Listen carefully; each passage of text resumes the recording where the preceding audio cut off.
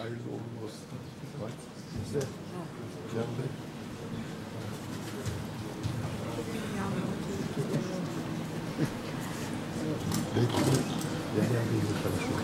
Kafkas Dernekleri Federasyonu 9. olan Genel Kurul Divan Başkanlığı'na, Kafkas Dernekleri Federasyonu 8. dönem mali dönemi mali raporu ve tüm hesap bilgileri içeren listeler ekte sunulmuştur diye yazılı olarak da divana arz ettim. Şimdi sizin genel kurul takdirini arz ediyorum. Burada özeti okuyacağım ben özellikle. Detay kısımları liste halinde genel kurula sunuldu. Gelir kalemleri. Dönem başı banka mevcudu 11.203 lira 86 kuruş. Aylar gelirleri üye derneklerimizden 111.756 lira 50 kuruş. Bağışlar 104.107 lira 14 kuruş. Proje karşılığı gelir 7.000 lira. Mobil aidat gelirleri 8.413 lira. Diğer gelirler 34.214 lira 37 kuruş. Ayrıca tamam bu kadar. Anavatan faaliyetleri için toplanan 228.577 lira 09 kuruş. Anavatan faaliyetleri için dolar olarak 18.413 dolar ayrıca. Yardım kampanyaları, yardım fitre ve zekat kurban olmak üzere 94.575 lira toplam gelirimiz. Görüldüğü üzere gelir kalemlerinin içinde aidat gelirlerimiz 111.756 lira olmaktadır. Yani 2 yıllık dönem içerisinde aidatlarımızdan bu kadar bir gelir var. Bu bir kanayan yara olduğu için bu konuyu açmak istiyorum özellikle. Bilirsiniz sivil toplum kuruluşları bağış ve aidatlarla ayakta duruyor. KAFET'in de geliri delegelerden toplanan aidatlar üzerine endekslidir. Yani bizim şu anda bugün 425 delegemiz var. Bunun 400 delegesi illerden, derneklerimizden gelen delegeler. Bu derneklerimizden her bir üye için, her bir delegasyon için toplam 20 lira aylık adama aidat borcu oluyor derneğimizin. Yani bir derneğimizin 7 tane varsa, delegasyonu varsa aylık 140 lira federasyona para ödemek zorunda. Bununla ilgili sağ olsun Ömer Bey ve Hülya Hanım'la beraber bir çalışma başlattık uzun yıllar uğraştıktan sonra. Aidatları bu delegelerin direkt mail order sistemiyle genel merkeze havale etmelerini sağladık. Bu yıl 2019'da bu konuda güzel bir çalışma oturdu. İnşallah buradaki Hazirun'un dikkatine sunuyorum. Hepimiz delegelerimiz bu konuda duyarlı olup da her bir delege kendisi 20 lira aylık mail order sistemine bağlattırırsa otomatik olarak hem derneğinin aidat borcu düşmüş olur, hem yükümlülüğünü yerine getirmiş olur, hem de kafede maddi olarak yasal yükümlülüğünü yerine getirmiş olur. Derneğin yükümlülüğünü de üzerinden almış olur. Bu konuda bütün delegasyonlar özellikle gittikten sonra duyarlı bir çalışma yapmalarını temenni ediyorum. Çünkü bunlarla ayakta kalıyoruz. Yani 111.000 lira dernek aidatları var. 599.000 lira para toplandı.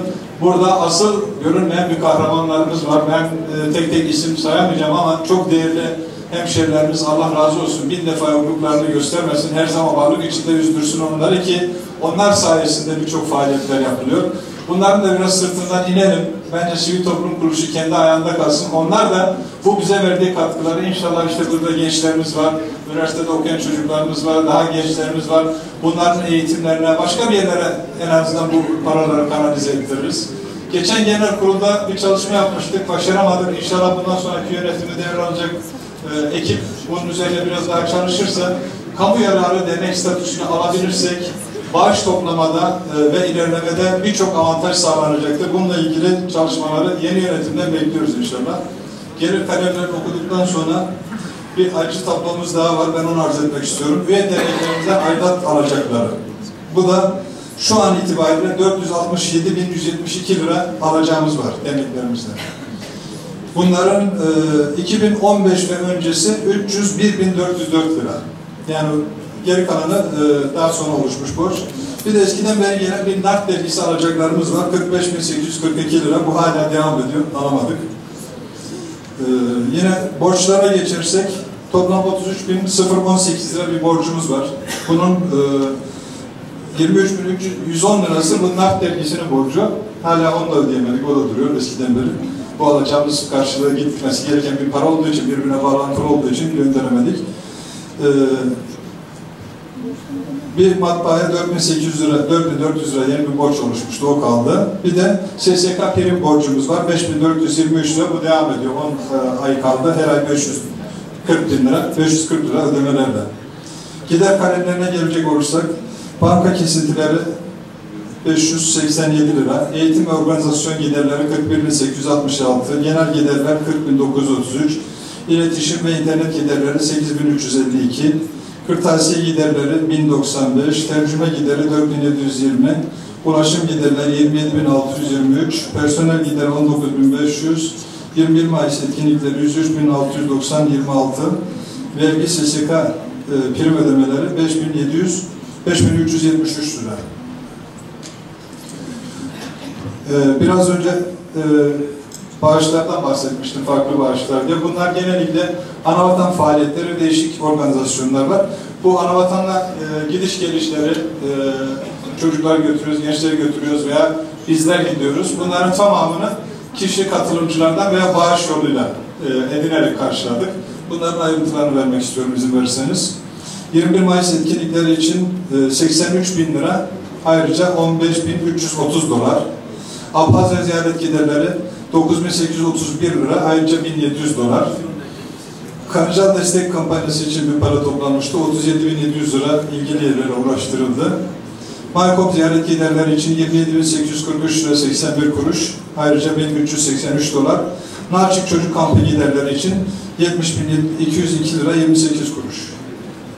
Ayrıca yardım kampanyaları açıyoruz ara ara toplumumuzdan değişik nedenlerle. Bunları da olduğu gibi ilgili yerlere aktarıyoruz. Bunları da ben size rakamlarını arz etmek istiyorum genel kurulun dikkatine. Fitre yardım olarak bu dönemde toplanan 4.840 lira. Zekat yardımı kampanyasında 24.240 lira. Kurban yardımı kampanyasında 50.495 lira. Ve en son bir kampanya yapılmıştı Nizip kampı ile ilgili. Burada da 15.000 lira. Dün bir konu geçmişti. Bunu da ben özellikle tekrar dile getirmek istiyorum. Buradan isim vererek bütün çok katkısı olan insanlar var ama çok çektikleri için özellikle Reyhanlı'dan Uğur Piyava, Kahramanmaraş'tan Hakan Aydemir, Gaziantep'ten Hüsamettin Başkan'a ben huzurunuzda bir daha teşekkür ediyorum bu Suriyelilerle ilgili. Hani o uçakla getirip kampa bırakmışlardı ya. O arkadaşlarımızın çocukların bez parasına kadar ilgilendi bu arkadaşlarımız. Allah razı olsun diyorum. Toplum olarak biz bunların yanında olmaya çalıştık. Türkiye genelinde yaklaşık 3000 üzerinde hemşehrimize sahip çıktık. Bir tek kampta değil. Göksu'nda var, Maraş'ta var, Samsun'a kadar, Çanakkale'ye kadar, Karadeniz'e, Marmara'ya, birçok yere, Düzce tarafına hemşehrilerimiz gitti. Bunların organizasyonu, anavatana dönenler oldu. Bunların hepsini Kafet'deki birçok arkadaşımız, bölgelerdeki dernek başkanlarımız, temsilcilerimiz, Kafet Genel Merkezi'nden hepsi ilgilendiler. Bunlarla Allah razı olsun diyorum kendilerinden. Allah yokluklarını göstermesin. Allah bize böyle dramlar da yaşatmasın tekrar. Bu insanlar birinci göçü yaşadı, gitti başka ülkeye sığındılar. İkinci göçü yaşadılar, tekrar geriye başka yerlere sürüldüler. Bunda bu Nizip kampı hatırlattığı için tekrar genel kurulun dikkatine bir daha sunmak istedim. Son olarak bankamızda şu anda nakit olarak 1 Kasım itibariyle nakit olarak 22.951 lira TL, 2.200 lira 44 sent de dolar kasamızda mevcuttur. Genel kurulun takdirini arz ediyorum. Teşekkürler.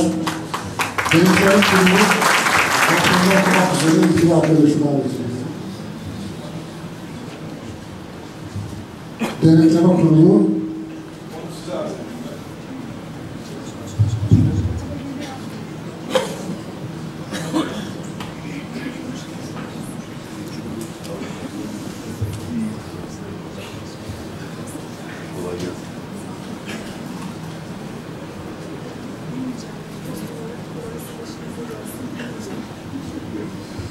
Evet, genel kurulda görüşecek bizleri başarılar diliyorum. Eskilerin değişiyle müsaade bir efkardan yıkayı hakikat var demişler.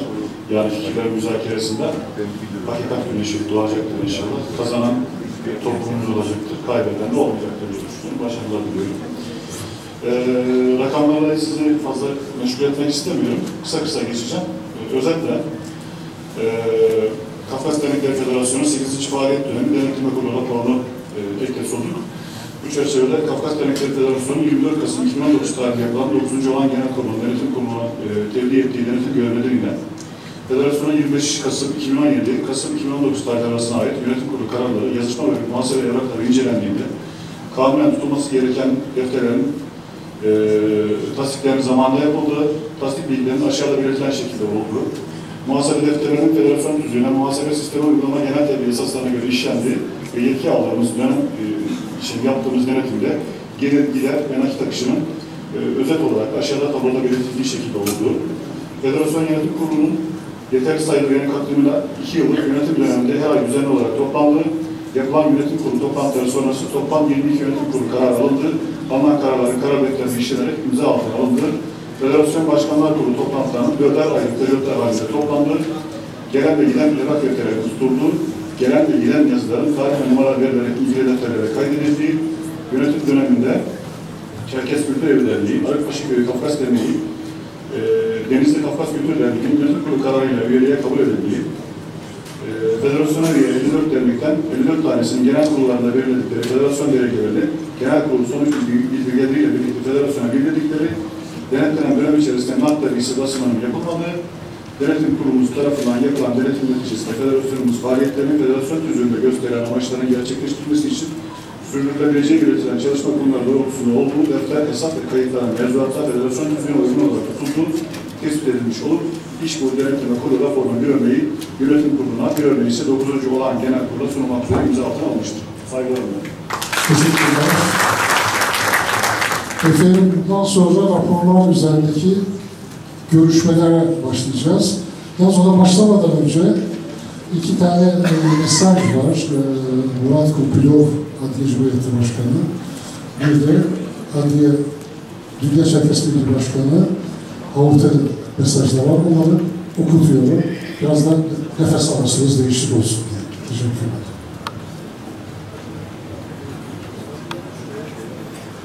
Adliye Cumhuriyeti Başkanı Murat Kumpil'in mesajını okuyorum. Değerli dostlar, Türkiye'deki Kafkas Dernekleri Federasyonu'nun 9. olağan genel kurul toplantısı katılımcılarını selamlıyor, sizleri tebrik ediyorum. Bu forum, adliye birlik ve dayanışması fikirlerinin oluşması, yaygınlaşması ile halkımızın yüzyıllara dayanan değerlerinin canlanması olduğunu kanıtlamaktadır. Türkiye'deki Kafkas Dernekleri Federasyonu'nun 9. olağan genel kurul toplantısı, geleneksel ulusal kültürün korunması, geliştirilmesi, bu alanda çabaların birleştirilmesi konularında görüş alışverişinde bulunma, adliye manevi ve ahlaki değerleri temelinde genç neslin eğitimi, kültürel ve tarihi mirasa saygılı, tarihi vatan ve dünyanın farklı ülkelerinde yaşayan adliyeler ile bağlarını güçlendirmesi için en geniş fırsatları sağlayacağından eminim. Değerli dostlar, sizler için dileğim, verimli iletişim, başarılı çalışmalar, iyi planlar ve bunların uygulamaya geçmesidir. Adliye Cumhuriyeti Başkanı Murat Kumpil.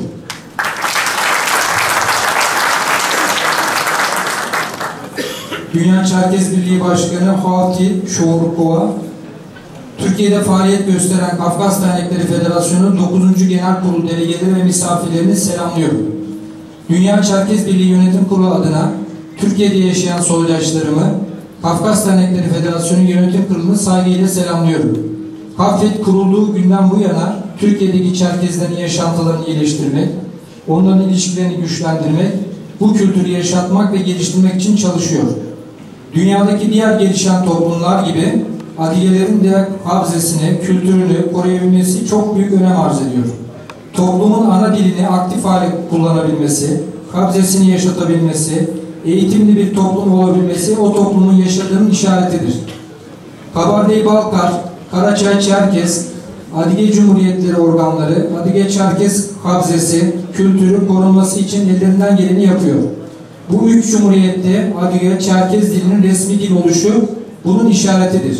Adliyeler, Çerkezler kendi kültürel değerlerini unutmadan barış içinde yaşarken komşularına saygı gösterip aynı zamanda komşularından da saygı görerek çocuklarına kendi kültür değerlerini öğreterek atalarının vasiyetini yerine getirerek varlığını sürdürüyor. Bu başarılı çalışmaların temelinde Dünya Çerkez Birliği organlarının birlikte çalışmasının büyük katkısı vardır. bizim birbirimize destek vererek zamanın getirdiği zorlukları, engelleri beraberce aşmamız lazım. Bu genel kurulda toplumumuzu yürekten sevenlerin, tarihini çok iyi bilenlerin, toplumumuzun nasıl daha ileri gideceğini planlayanların yönetime geleceğinden hiç şüphem yoktur. Aynı zamanda yeni yönetimin üzerine düşen görevi layıkıyla yapacağından, en akılcı, en uygulanabilir kararlar alacağından da eminim. Genel kurulun başarılı geçmesini diliyor, tüm katılımcıları içtenlikle kutluyorum. Toplantıya katılanlara ve Türkiye'de yaşayan bütün adliyelere sağlık ve esenlikler diliyorum. Teşekkürler. Raporlar üzerinde görüşmeler faslına geldik gündemimizin. Öncelikle tabii yönetim kurulu faaliyet raporu lehinde, aleyhinde söz almak isteyenler varsa, işaret buyururlarsa onların isimlerini alıp söz vereceğiz kendilerine. Var mı faaliyet raporu hakkında görüş bildirmek isteyen sayın delegelerden herhangi bilgileri yok gibi görülüyor. Evet. Mali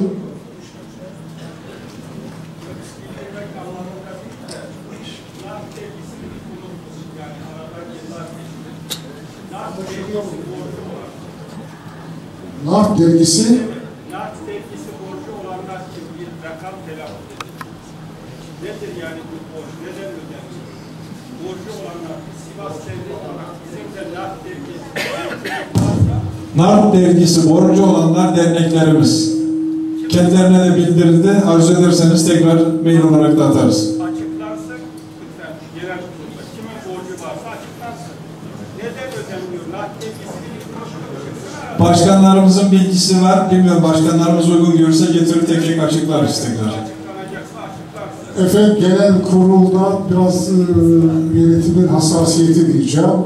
Söylemek istememişlerdi ancak başkanlarına iletildiği inancındayım ben. Teşekkür ederim. Başkan buyurun. Buraya gelebilirsiniz.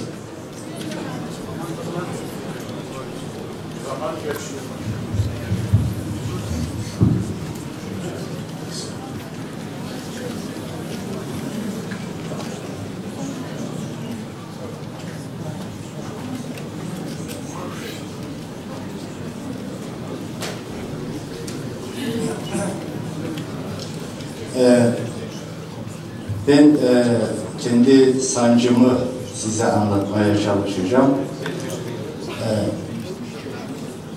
Bundan önce 2 defa galiba ana dil yılı, ana dili insanlarıma kazandırma yılı olarak ilan edildi. Fakat 2 defasında da hiçbir şey yapılmadığı kanaatindeyim. Çok küçük bir anekdot sunmak istiyorum size. Ben ilkokul 1. sınıfa 6 yaşımda başladım. 6 yaşımda Eylül 20'de okula başladım. Türkçe hiç bilmiyordum. 20 Ekim'de okuma yazmayı ve bir kısım Türkçe sözcükleri öğrendim. Öğretmenim bana 29 Ekim'de bir şiir okumamı istedi. Şu şiiri 29 Ekim Cumhuriyet Bayramı'nda oku dedi. Verdiği şiir şuydu: Yurdum, Edirne'den Kars'a kadar benim güzel bir yurdum var. İster savaş, ister barış, vermem ondan ben bir karış. Çünkü atalarım kurdu bu sevgili güzel yurdu. Şimdi söylemek istediğim şey şudur: İnsanlara bilinç, aidiyetlik, korumaları gereken şahse, korumaları gereken, sahip olmaları gereken ana vatanları, dilleri, ataları, tarihleri. Biz bunları Türkçe olarak öğretmeye çalışırsak hiçbirisini öğretemeyiz. Bizim yazarlarımız var, bizim şairlerimiz var, bizim şiirlerimiz var, romanlarımız var. Eğer biz insanlarımızı gerçekten bu aktiviteleri halkımıza mal ederek insanların kendi dillerinde verilmiş ürünlerine ulaştırabilirsek o zaman insanlarımızı daha bilinçli hale getirebiliriz. Derneklerimizin Sadece işte kurs almak isteyenlere dernekte yer açtık şeklinde değil, daha altı dolu dillerimizi kazanmak için, dilimizi, kültürümüzü yeni insanlara, genç nesillere aktarabilmek için daha aktif olarak güzel şeyler yapılması gerektiğini düşünüyorum. Herkesin bunu önemsemesi gerektiğini düşünüyorum. Hep birlikte önemsersek mutlaka güzel yerlere varacağız. Teşekkür ederim efendim.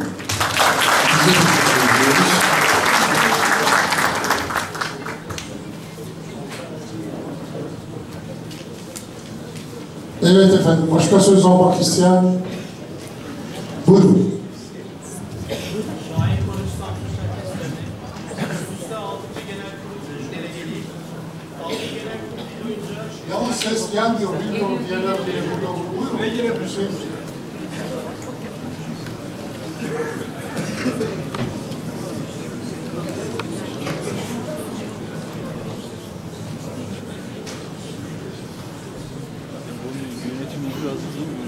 Şahin Konuş Samsun Çerkes Derneği. Bu üst üste 6. Genel Kurul delegeliği. 6 Genel Kurul boyunca faaliyet kitabının en arka sayfasında dönemin bilançosunu görüyorduk. Demin Atilla Mutlu Alkış Beyefendi bilançoyu açıkladı ama üst üste rakamlar söylediğiniz zaman kimse bir şey anlamaz. Ben sadece şunu merak ediyorum. Ne oldu da bu dönem kitapçığında bilanço basılmadı ve biz delegeler olarak göremiyoruz. Çünkü birazdan biz bu bilançoyu ibra edeceğiz. Ben sadece bunun sebebini öğrenmek istedim. Teşekkür ederiz.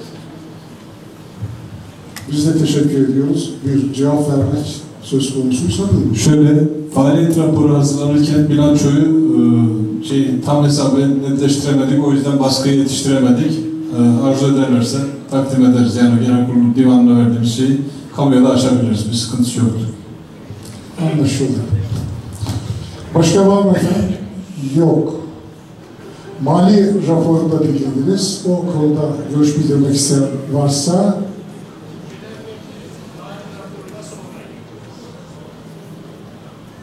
fotokopi çekip de dağıtılabilir. Bir tane takıyor. Öyle yansıyor. Yani geç dediler ama bu geç olan şey bugün çok zor değil. Bir fotokopiyle çoğaltılıp dağıtılabilirdi ve bizler de gördük. Çünkü bu genel kurulun en önemli şeyidir. Mali ibra olmadığı sürece yönetim ibra edilmeyecektir. O yüzden bilançonun biz delegelere ulaştırılması gerekiyor. Söylenen rakamlar bir şey ifade etmiyor. Yine onayladığımız aynı bir şey ama genel kurul ihtiyaç açısından yani bir tenkittir. Bundan sonra daha dikkatli davransınlar. Daha böyle bilançoyla herkesin eline geçecek şekilde hazırlasınlar diyorsunuz. Evet, doğru, katılıyorum ben de. Bir eksiklik. Evet. Mali rapor hakkında dedik. Yok. Denetleme kurulu faaliyet raporu hakkında görüş bildirmek isteyen var mı? Yok. O zaman tek tek oyluyorum efendim. Yönetim kurulunun geçen dönem faaliyet raporunu ibra eden lütfen işaret ediyorsun. İbra etmeyenler oy birliğiyle ibra edilmiştir. Mali raporu oylarınıza sunuyorum. Kabul edenler, etmeyenler oy birliğiyle. Denetleme kurulu raporunun okunduğu denetleme kurulu kabul edenler, etmeyenler, o da oy birliğiyle kabul edilmiştir. Evet. Efendim ben 2 mesaj daha okutacağım yine bir nefes alırsanız diye.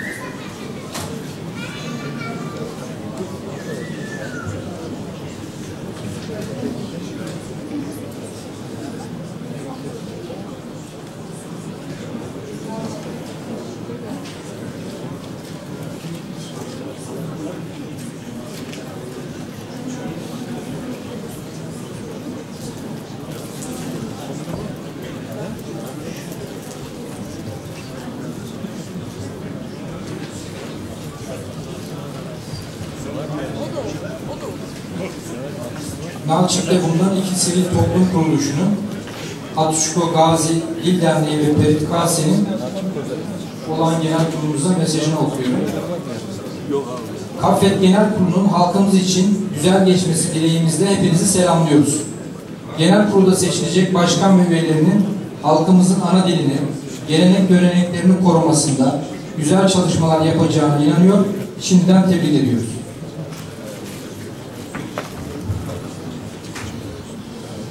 Teşekkürler.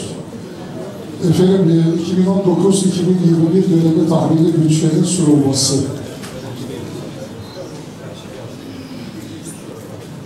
Tahmini bütçe.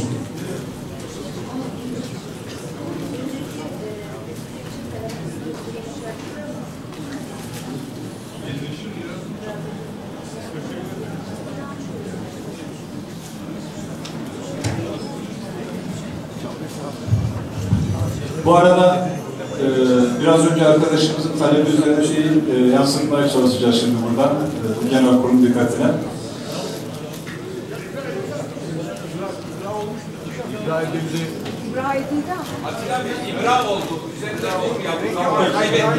Vakit kaybı oluşmamadı. Tamam.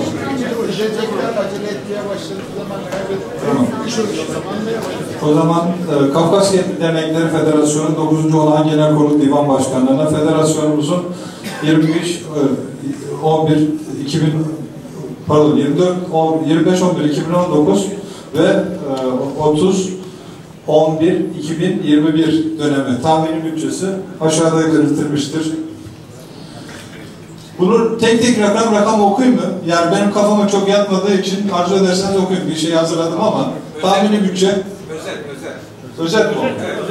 Yani o zaman şöyle söyleyeyim. Ana kalemler, üye derneklerin aylık borcu ödemeleri diye biraz önce bahsettiğimiz rakam tahsil ettiğimizi farz edelim. 467.172. Aidat gelirleri 96.000 lira olarak hedefleniyor. Şu andaki 400 üyenin tamamının devletin aidatını ödediğini düşünürsek. NART dergisi borç tahsilatı işte biraz önce bahsettiğimiz borcu tahsil edilirse 45.842.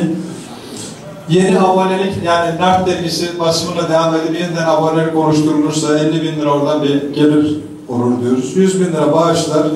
Proje en önemlisi bizim hiç yapmadığımız, en az yaptığımız geçen dönem 7.000 liralık bir proje gelirimiz vardı ama bu dönem ben 300.000 lira diye yazdım. İnşallah Allah kısmet eder de yeni yönetim 1 trilyon üzerinde yani eski yeni parayla 1 milyon bir şey alır.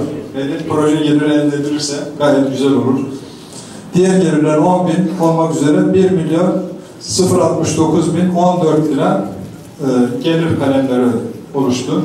Giderler de bunlara bağlı olarak aynı şekilde bir 0.69, 0.14, 75 lira pardon 75.000 lirasını bir sonraki döneme kasaya koymak kaydıyla 1.069, 0.14, 75 liralık bir gider öngörüldü. Genel kurulun takdirini arz ediyorum. Teşekkürler. Var mı efendim tahmini bütçe hakkında görüş bildirmek isteyen? Yok. Evet. Oylarınıza sunuyorum. Kabul edenler, etmeyenler oy birliğiyle kabul edilmiştir. Teşekkürler. Efendim önümüze bir önerge geldi. Tavsiye mahiyetinde genel kuruldan bir karar istiyorlar. Okutuyorum.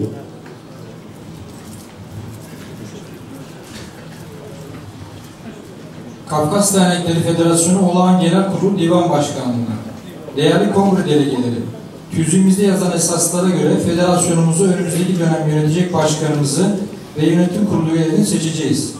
Tüzüğümüz o günlerin şartlarına ve ihtiyaçlarına göre hazırlandı ve bazı küçük değişiklikler yapılarak bizleri bugüne getirdi. Emek verenlerin ellerine sağlık.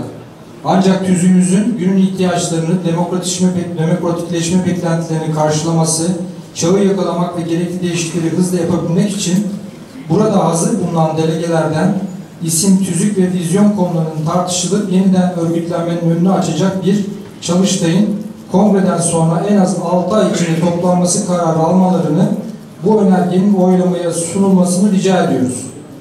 Uğur Piyava, Topçu Tarık, Nart Atalay, Mehmet Nur, Doğan Piyava, Mehmet Kanşal. Evet, 42 imza varmış. Bir tavsiye önergesi var, 42 imzalı. Çünkü zaman darlığı itibariyle arkadaşlar zaten biliyorlar. Bunu 6 ay içerisinde bir çalıştay düzenleyelim diyorlar. Bunda genel kurulda oynamakta hiçbir beis yok. Bu önergeyi kabul edenler varsa lütfen işaret buyursunlar. Etmeyenler 6 aylık süre içerisinde yapar yapamaz belli olmaz ki yani o yönetim kurulunda böyle bir tüzük çalışması olacağı konuşuldu. Tavsiye olarak alacağız. Yönetim kurulu yeni yönetim şey yapar. 6 ay içinde yapacak diye sıkıştı. Ben görüşmeye açmıyorum çünkü biraz uzayabilir diye görüşmeye açmıyorum. Tavsiye mahiyetinde bir zaten amir bir hüküm değil, tavsiye mahiyetinde bir karar. Olabilir, olmayabilir. Tekrar alınıyor efendim. Kabul edenler, etmeyenler kabul etmemiştir şu anda. Olabilir, çalışılır. Çok teşekkürler. Efendim bir önerge daha var. Yapılmakta olan Kafkas Devletleri Federasyonu kurucu olan o genel kurul gündemi 9. maddesinden sonra gelmek üzere yeni seçilecek olan yönetim kurulunda çalışma grupları ve komisyonlar oluşturabilmek için verilecek yetkiler konulu yeni bir gündem maddesinin ilave edilmesine hususunu genel kurulun takdirinize sunuyoruz diyor. Bu esasında tüzükte var böyle bir yetki. Buyurun, açıklamayın. Bu önergeyi her iki başkan adayımız da imzaladı. Başkan ifade etmeyi unuttuğu için ben arz etmek istiyorum genel kurulun takdirine. Bu yönetim kuruluna bu yetki var tüzükte. Fakat genel kurulun yetkileri arasında da başka bir hüküm ifade edilmiş. Bunu okumak istiyorum ben izin verirseniz. Genel kurul kafe tüzüğü organlar başlıklı 8. maddesinde federasyonun organları şunlardır. Genel kurul, yönetim kurulu, denetleme kurulu, onur kurulu. Bu organlar dışında genel kurulun vereceği yetki üzerine yönetim kurulu kararı ile çeşitli çalışma grupları ve komisyonlar oluşturulabilir. Ancak bu birimlere yukarıda yazılı organların görev, yetki ve sorumlulukları devredilemez hükmü yer almaktadır. Yani bu nedenle genel kurulun vereceği yetki üzerine bunları kurmakla görevlendirilmiş. Tüzükte böyle bir hüküm olduğu için bu genel kuruldan bir sonraki dönem çalışma yönetim kuruluna böyle bir yetki talebi var. Yani kim gelirse gelsin yeni bir komisyon organ oluşturmak için bu salondan alacağı genel kurulun yetkisiyle bunu devam ettirebilmek zorunda. Budur efendim. Efendim tüzük değişikliğine gerek yok. Zaten yapılan açıklamada olmayan da.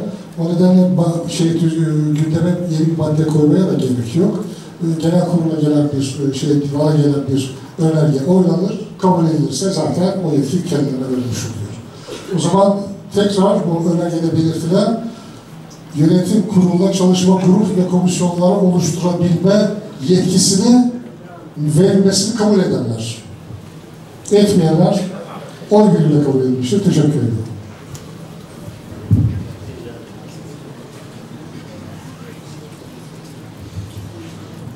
Efendim adayların programlarını anlatması, listelerin tanıtılması 10. maddeye geldik gündemi.